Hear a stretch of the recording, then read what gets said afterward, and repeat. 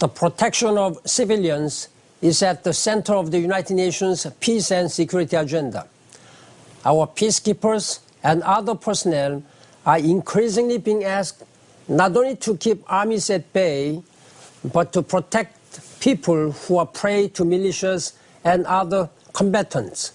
We are saying no to impunity and say yes to accountability for those who commit crimes against humanity and other grave violations of human rights. The documentary you are about to see explains the roles and responsibilities of the peacekeepers, humanitarian personnel, human rights experts, and others who bring protection mandates to life in the world's conflict zones. The protection of civilians is crucial to the credibility of the United Nations. The men, women, and children who look to us for help must be able to have confidence in our ability to respond quickly and effectively. We have not always succeeded. The tragedies in Rwanda and Srebrenica are etched forever on our minds. Today, we are determined to use every available tool to protect vulnerable populations. That requires resources, training, and new thinking. And it demands greater support from the Security Council, which formulates protection mandates. I hope this documentary will inspire you to do your part. Making a difference is our collective responsibility.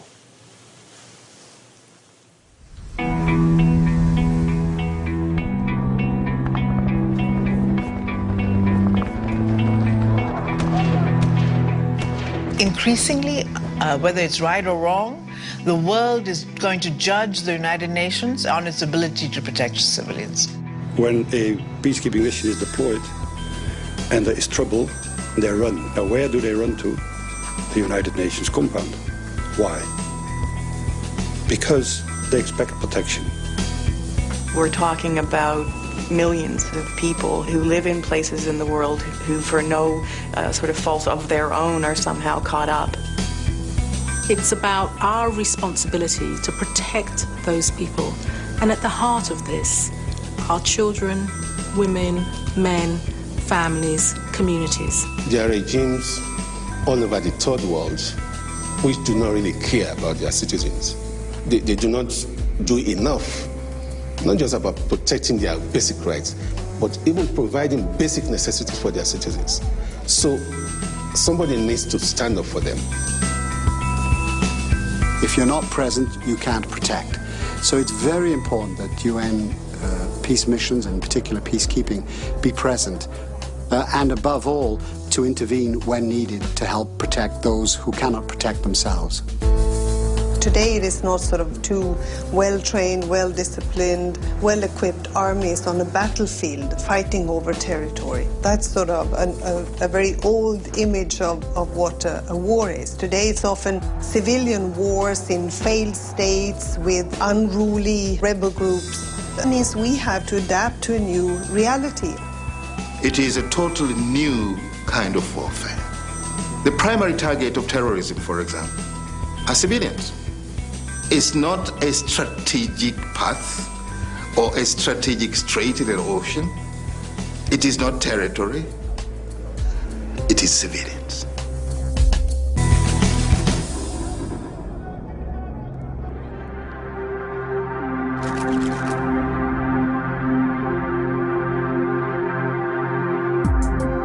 The requirement for peacekeeping missions to protect civilians was explicitly mandated for the first time as part of a peacekeeping mission in 1999. Since then, the UN Secretariat, troop and police contributing countries, host governments, humanitarian personnel, and human rights actors have worked to interpret what this meant in practice. The initial idea of peacekeeping was really not a proactive one. It was just to be sort of a buffer between parties and to monitor. Earlier, war was between combatants, but now you really find that civilians are often just targets of war. And this has enormous implications because the Geneva Conventions, everything is based on the fact that civilians will be protected. And what is happening is that it's falling on the United Nations now more and more. What we saw during this decade of the 90s is that the UN was the impotent witness to immense horrors. It almost destroyed the UN because the confidence that the people should have in the organization was badly damaged by what we saw when people who had expected the UN to protect them died. The series of tragedies in the 1990s made it clear that the traditional idea of peacekeeping was no longer appropriate. In Rwanda and again in the Balkans, the United Nations found that there was no peace to keep, no opposing armies to separate, no ceasefire to maintain. There were civilians, and the United Nations, not having planned for them, failed them. The Security Council responded to these failures by placing protection of civilians on its agenda and by explicitly mandating for peacekeeping missions to protect civilians. POC is a very specific task that we received for the first time in 1999 in Sierra Leone. All our peacekeeping missions start with a mandate from the Security Council, and in the mandate we receive more and more the famous sentence saying, the mission has to protect civilians under imminent threat within its capability and its area of deployment. Those provisions have grown ever stronger in the new missions, including, for example, the one I led in the Democratic Republic of the Congo, which put protection of civilians as our first priority. The question, as always, is how to do that. It is the host government that has the primary responsibility to protect its civilian population. Protection of civilians' activities, undertaken by peacekeeping missions, are aimed at creating the conditions which will enable the peacekeepers to leave. We're lucky enough to live in an environment where there is peace, where political rule is not contested, where institutions are functioning. And that is what protects us, fundamentally. Functioning institutions that respond to a legitimate system of government. And that's what we need to understand in situations that are coming out of conflict, that ultimately it is those same outcomes which will allow for sustainable protection of civilians. Building viable and stable states for the future, and in giving people their dignity and their rights that they so deserve, protection of civilians is at the core of it. It involves very much helping very vulnerable people within the refugee population, particularly women who are at a much higher risk of sexual and gender-based violence. It involves helping children who have been separated from their families, who may be unaccompanied, who have been caught up in a mass exodus situation, fleeing problems in their own country. Whatever you're doing for a particular country is meant for that population. And if you cannot ensure that that population lives in conditions that are human, where they are able to lead normal lives, then I think you're missing the point. And indeed, if you're not protecting the civilians in a conflict zone or a post-conflict environment, why are you there?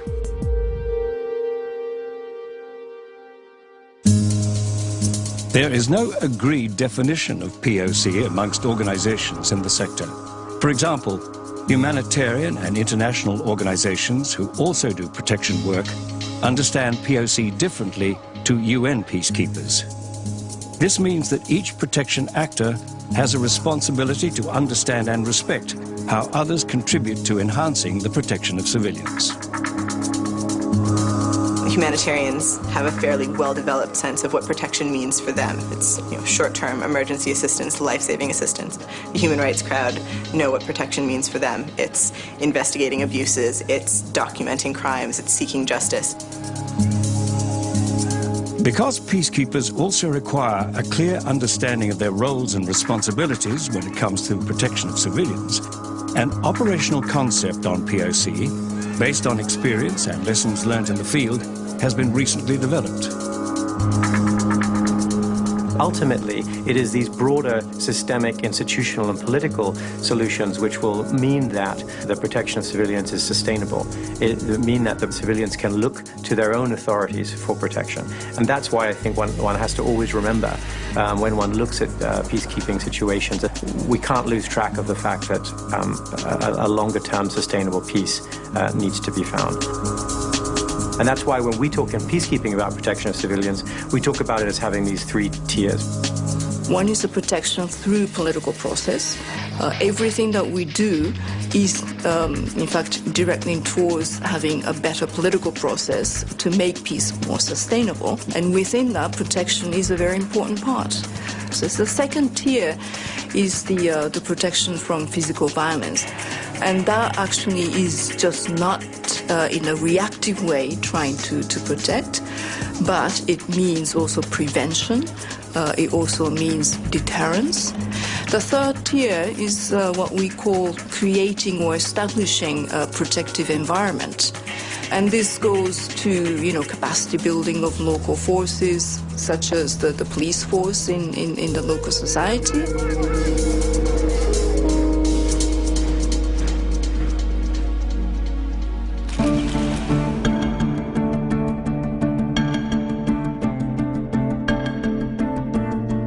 As well as understanding the meaning of POC, it is important to understand the international laws, conventions and treaties and the international political system which give legitimacy to the United Nations peacekeeping operations and protection activities. The legal obligation for the protection of civilians comes from a number of different sources. First, perhaps most obviously, is treaty law. International human rights treaties and international humanitarian law treaties, the Geneva Conventions of 1949, the additional protocols of 1977, some of the major international human rights law treaties, the Convention Against Torture, the Convention for the Protection of Rights of the Child, International Covenant on Civil and Political Rights. We have to distinguish, I would say, on one side, international humanitarian law, which is a set of norms which limit the effects of conflict, first by protecting people who do not take part in fighting and hostilities, and on the other side, which limit the rights of parties to a conflict to use weapons and methods of warfare. And finally, there are a lot of norms regarding the protection of ambulances, hospitals, also creating some protected zones so that civilians can stay out of direct dangers. The arrangements with the host government, of course, absolutely paramount and should never be underestimated. It's not as if all of a sudden we've developed a whole lot of new law. I think it's more that the international community has become increasingly prepared to see that obstacles to achieving protection of civilians aren't as important as perhaps we might have thought they were. We have a Human Rights Council, which now has a whole plethora of new mechanisms designed to make it a more effective way of addressing root causes. We have a Security Council, which is more and more sensitive to the question of protection of civilians. We have a UN system to address the range of issues that affect civilians in conflict situations. So all of that is a step in the right direction. One of the most significant developments in the last 18 years has been the proliferation of international criminal courts and tribunals, which have been set up by the international community to deal with responsibility for egregious violations of human rights. And as a consequence of the international community's resolve to try to end impunity for atrocity and to hold people accountable for their violations of international criminal law, we are seeing a greater commitment to enforcement of the body of law that for decades we've said we believed in.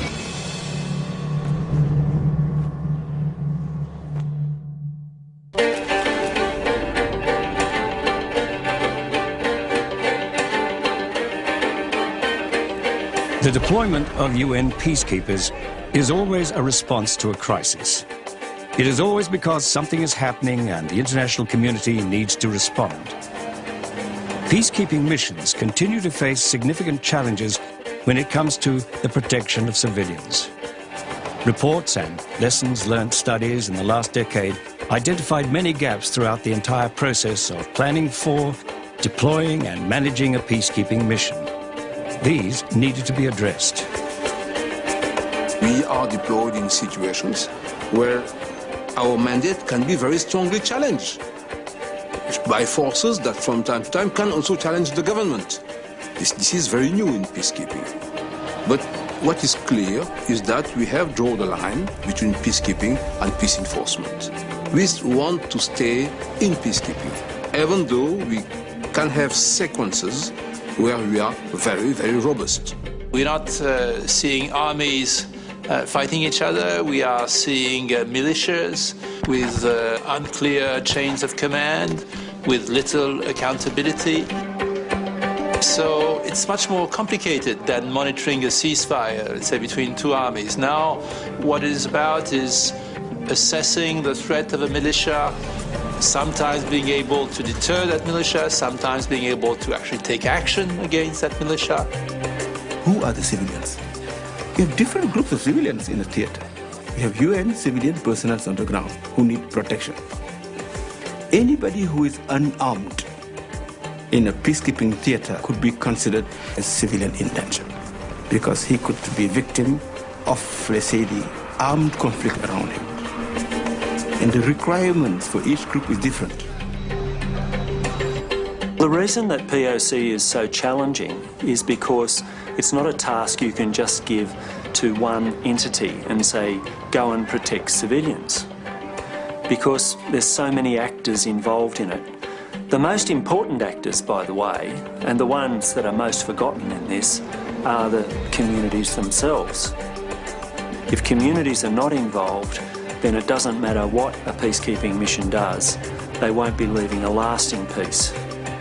The type of conflict situations that we're going into to protect the civilian population are becoming more extreme. And the traditional concept of a non-partisan, neutral peace support operation, I'm not sure that they hold entirely anymore. The government is an actor in the conflict, and they're the ones guiding, for example, where UN peacekeepers can work. So one of the things that we're always pushing for is that if it's a UN peacekeeping mission, should keep promoting access everywhere and not sit back and allow the government just to dictate.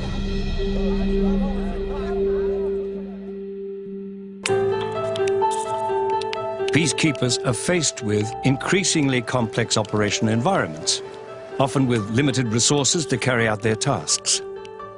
The unfortunate reality is that peacekeeping operations cannot protect everyone from everything all of the time. There is a need to manage expectations. Just for this small part of the Congo, it means 18 peacekeepers to protect 10,000 people. Despite the fact that there's lots of expectation on UN mission, we are not able to protect everyone from everything. It's fair to say that there will never be enough resources. We're deployed in vast areas, there are huge population groups, and we will never be able to provide 100% protection.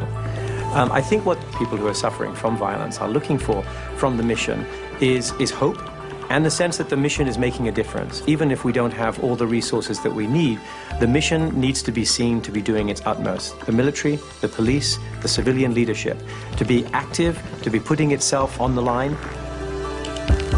The discipline of peacekeepers and their respect for the law must be upheld. Failure to do this can seriously impact on the ability of the mission to do its work and of peacekeepers to provide protection. Each contingent of a peace-contributing country to a peace mission is bound by its national military law. For the legal obligations prohibiting sexual abuse and exploitation, for example, are a really important part of this obligation. And it's for troop-contributing countries when a member of a national contingent in a peace mission violates legal obligations like that to investigate that alleged violation. Even one case of a peacekeeper abusing a woman somewhere destroys a lot of the credibility of the whole international community. In their efforts to protect civilians, uniformed components of peacekeeping missions perform an important role in enabling other actors to carry out their protection tasks. They often create a safe and secure environment, which allows other actors to deliver important humanitarian assistance. However, close coordination can give rise to tensions, given that humanitarian actors sometimes feel that perceptions of their neutrality might be compromised by close affiliation with the mission's military component. Very often, what puts people's lives at stake and very often at high risk is the lack of things like medication, food. After the war, most people are starving. There are no hospitals. Mothers deliver and may die during childbirth. The material needs of people is something the world hasn't quite found a solution to. We work in situations where these actors actually see humanitarian agencies as part of the problem. They see them as aligned in one way or another, either with the government they may be fighting against, or they see them as deliverers of aid, which is a very valuable commodity and can affect the whole balance of power between the governments and those who are fighting them. So we become inevitably seen to be party principles of one sort or another. It's extremely important that when we speak of protection, not everybody tries to do the same thing. Yes, there are lessons learned, but let's not all kind of jump to trying to have the same methodology. This will not be to the benefit of the population.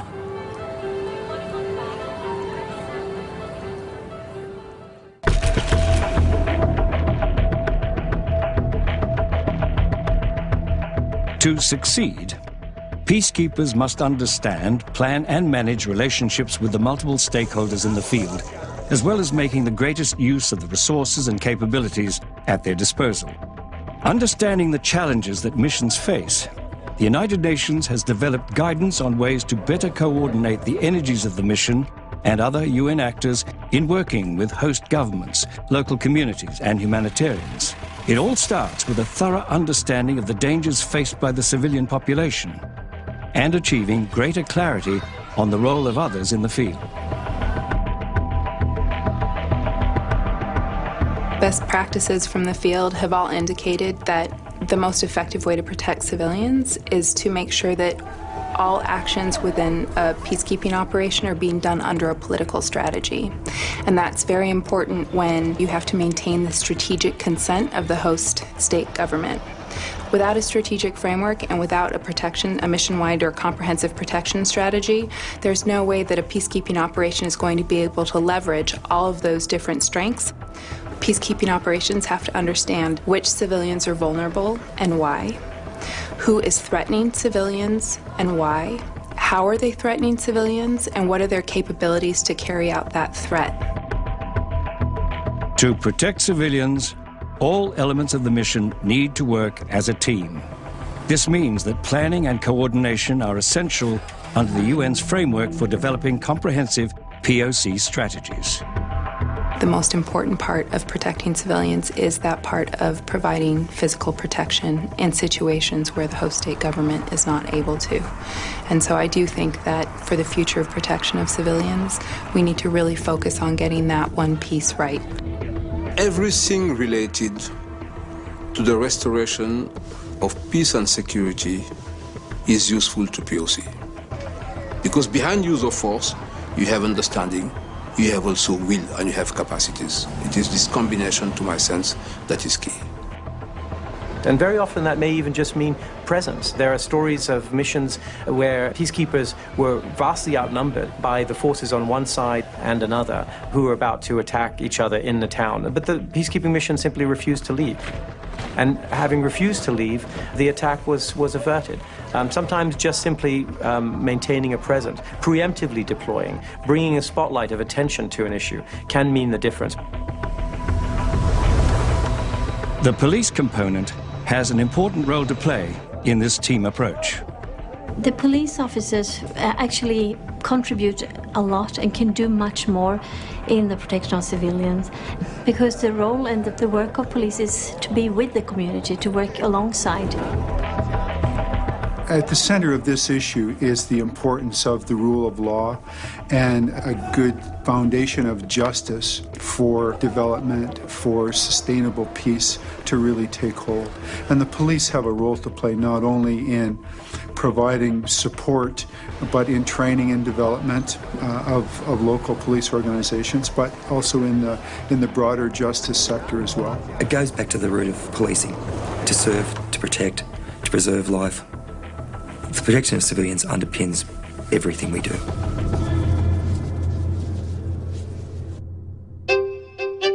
UN civilians working in the mission need to be part of the development of the mission's comprehensive POC strategy. They are key to supporting the peace process and helping to re-establish the rule of law and human security, which is vital if people are to get back to their lives and be free from constant fear and harassment. You need to actually understand the local laws. You need to actually know that we have functional institutions of the criminal justice, so that when we are able to arrest people and we take them to the courts will function as we expected. And then when these people are sentenced, the correctional institutions are also ready to accept and then, keep these people in custody. Linking the peacekeeping mission with the other UN agencies and humanitarians, and understanding and respecting each other's roles and responsibilities in protection of civilians is key.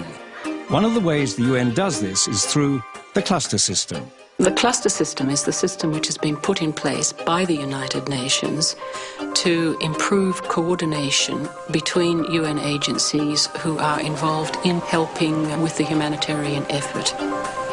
The complementarity between actors is an essential component to a good protection response. UNHCR, with its partners, conduct assessments. Which consists of over 60 NGOs, mostly local NGOs, working in the community, reporting to UNHCR and Protection Cluster. And we share this information with other key interlocutors and sometimes, obviously, peacekeepers, in the expectation that we can seek complementary responses and ensure that planned responses and activities go towards the better protection of persons. Some international humanitarian organizations have limits on the information that can be shared with peacekeepers. For example, the International Committee of the Red Cross. This is mainly to develop trust with everybody.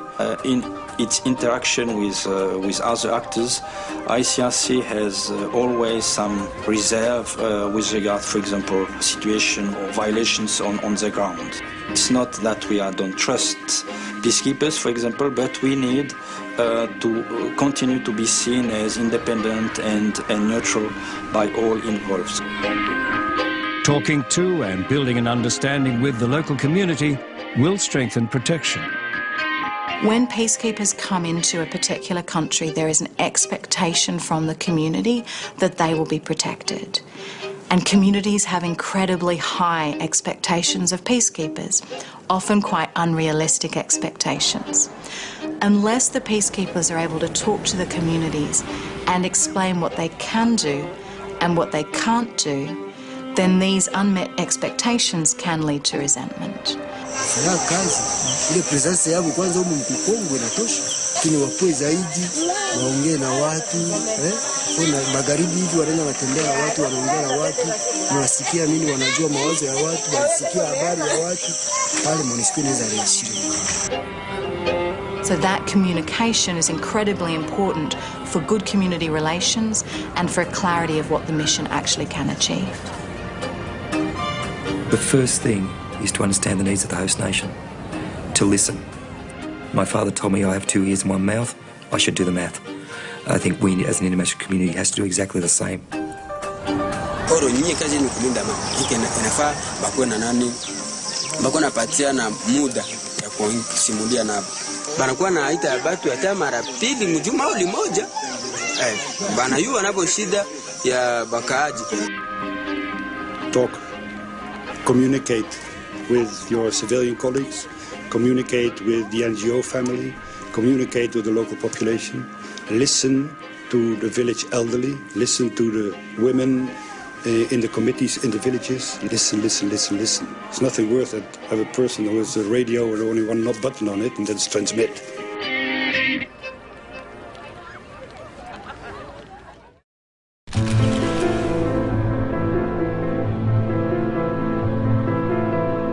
All civilians are vulnerable, but women and children are particularly at risk. Increasingly, women and children have been targeted, and peacekeeping missions need to be prepared to meet the very pressing challenge of violence against women and children. Part of the changing face of war, the changing nature of conflict, is the increasing use of sexual violence actually as a cheap, effective and silent tool of war, actually literally as a tactic of war. We've long seen sexual violence concomitant with conflict, but seen it as somehow just a byproduct of conflict or part of war's collateral damage. In fact, in contemporary conflicts, we know that sexual violence is used as a means to achieve military, political and economic ends. It's more dangerous to be a woman than a soldier. They cannot say, well, we know that there are armed groups in the forest, so I'll stay home. They have to go out.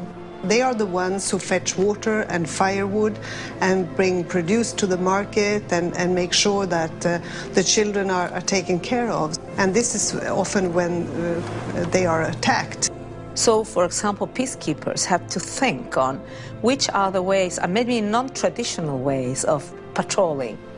Some of these include the firewood patrols, which have reduced the incidence of rape. Some of these include market escorts tailored to women's mobility patterns, so women can safely get to market and undertake trade, which then supports economic recovery in the post-conflict phase. You cannot not only patrol main roads, you have to go maybe to smaller. You have to think on well-lit latrines or showers in the camps. One interesting practice that I actually heard about first when I went to Rwanda and talked to the Rwandan Defense Force. Some of these Rwandan soldiers told me we saw mass rape during the genocide in 1994 in our country. So when we are in Darfur, we look upon those women and girls as our own sisters, mothers and aunties, and we do for them as we would want to do for the women in our own country. So they worked with the women in the camps to build these fuel-efficient stoves, which used less fuel and enabled women to actually have to venture out of the camp less at great personal risk and to be able to still cook the same amount of food. Sometimes people forget because they're thinking about the services that people need. People need food, they need water, they need sanitation, and they forget that there are big issues for people in terms of the violence that they have encountered, the abuse that they've encountered, all of which has a huge impact on them psychologically. We must recognize that this is a very sensitive area, that women may not want to speak about that. They may feel shamed by that, and we have to be sensitive to these concerns and recognize that our approaches must change. So, for example, bringing far more women into peacekeeping in some fashion or another is absolutely critical when we deal with the protection issues. I remember I visited a little hamlet where the night before 47 women and girls were gang raped and locked up in their huts and burned alive. And the perpetrators fled, and then the men came back to the village and told us, we know where they are.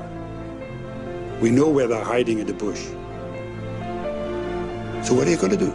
Today it is an internationally recognized crime, and this is how we have to fight it. It is not cultural, it is not even sexual, it is criminal. There's no question that the protection of civilians, and in particular, I would argue children, is crucial to ensuring that we have a secure future.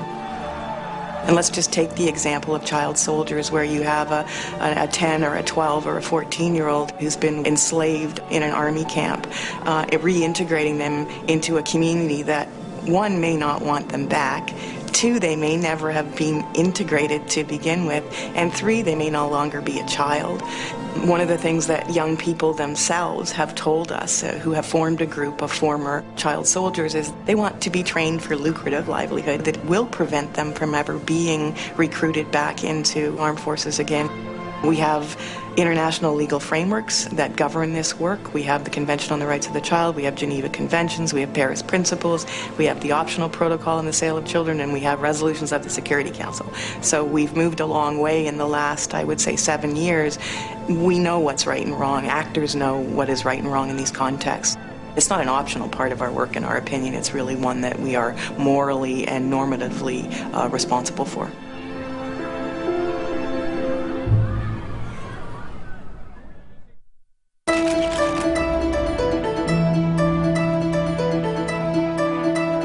The UN has begun to develop new thinking about the protection of civilians on the basis of lessons learnt during peacekeeping operations. Material has been developed over the last few years that has clarified what it means for peacekeeping missions to protect civilians. However, more needs to be done to develop the UN's capacity to protect civilians and to better direct peacekeeping operations towards that objective.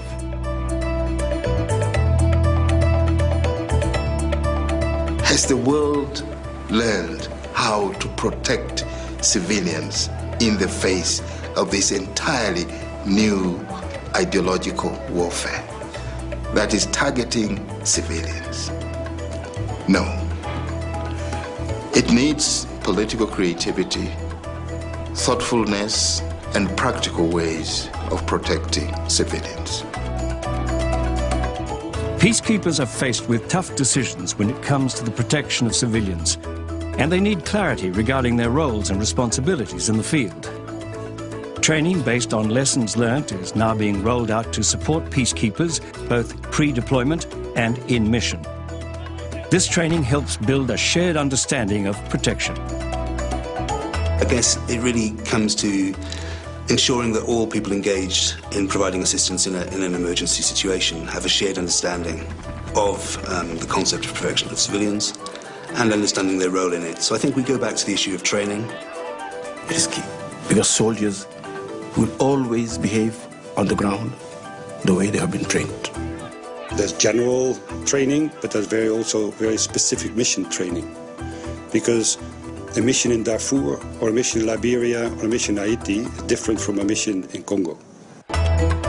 In addition to training, many innovative practices have developed over the last decade. Some successes have been achieved through the willingness of peacekeepers to do their utmost. There are so many horror stories, and the horror stories really make the headlines. But it's important to also be attuned to some of the success stories, albeit modest. Some of these success stories really show that protection and prevention is possible. Protection really is dependent entirely on the situation on the ground. The type of protection work that you're doing in Darfur is different to the type of protection work that you're doing in the Eastern Democratic Republic of the Congo, and is again different to the protection work that you're doing in Somalia. If you look, for example, at the protection work that was done by our mission in Darfur, it was only through an understanding of the seasonal migration routes that our forces were able to provide the right type of protection at the right time. We were not expanding resources protecting routes during the non-migration seasons, but we were able then to assist during the migration seasons. So it's that type of innovation which is key and which is entirely context dependent. When POC is in play, the question we should ask is, yes, they are protected because we are here. What will happen when we leave? The UN one day will fold its umbrella and get out of the country, and the protection of civilians would have to continue. It is the responsibility of the host state to provide protection for its citizens. The last decade has seen a clear improvement in the tools available for the implementation of protection of civilian mandates. Tools have included development of training materials and frameworks to guide missions in the development of comprehensive mission strategies. But more needs to be done to address the challenges that lie ahead. Peacekeepers and other UN actors on the ground have demonstrated their determination to develop new and innovative practices to respond to these challenges.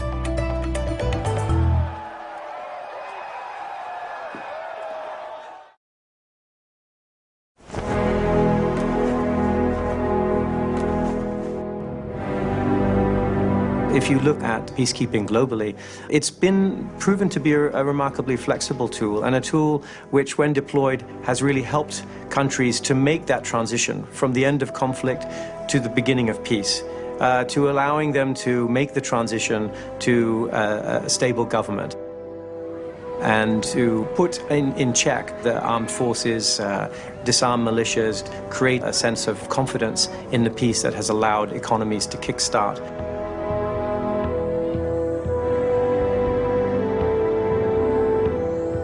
I think, sometimes we get fixated on the resolutions from the Security Council, the reports, the meetings, the conferences, but obviously the real measure of success is that civilians feel safer in their day-to-day lives. We don't just measure conflict in conventional hard security terms of bullets, bombs and blades, but we actually measure it in terms of whether a woman can safely get to market, or whether a girl can safely get to school, whether civilians can go about their daily lives with a sense of security. That has to be our ultimate measure of success.